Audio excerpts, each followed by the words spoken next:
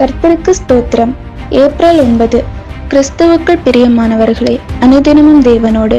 இன்றைய தலைப்பு மறுவாழ்வு.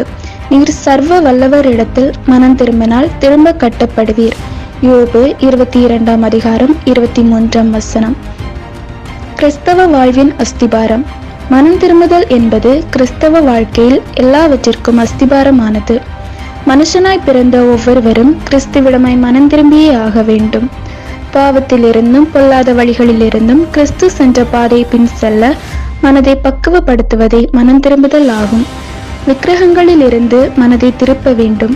நீங்கள் விக்கிரகங்களை தொழுது கொள்கிறீர்கள் என்றல்ல, உங்கள் இருதயத்தின் முதன்மையான இடத்தை கொள்ளையடித்து வைத்திருக்கும் செல்போன் போன்ற உயிரற்ற அல்லது உயிருள்ள எதுவாயினும் அது விக்கிரகம்தான். செயல்பாடும் சவாலும். மனம் திரும்பிய இளைய குமாரன் தன் நிலையை உணர்ந்தான். நான் எப்படி இருக்க வேண்டியவன் இப்படி இருக்கிறேனே என்று உணர்ந்து தீர்மானம் எடுக்கிறான். பாவ வழி, தீய நண்பர்கள் எல்லாவற்றையும் விட்டு தகப்பனிடம் செல்ல தீர்மானித்தான். எழுந்து புறப்பட்டான். தன்னுடைய மனம் திரும்புதலை வாழ்க்கையில் செயல்படுத்தினான். தகப்பனுடைய ஆசீர்வாதங்களால் ஆசீர்வதிக்கப்பட்டான்.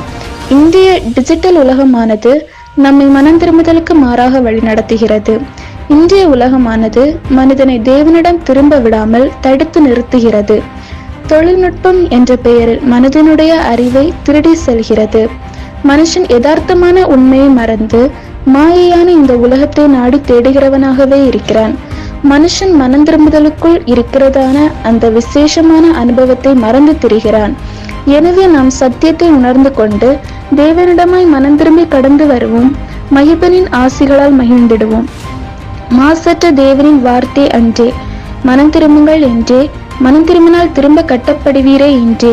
ஆமேன்.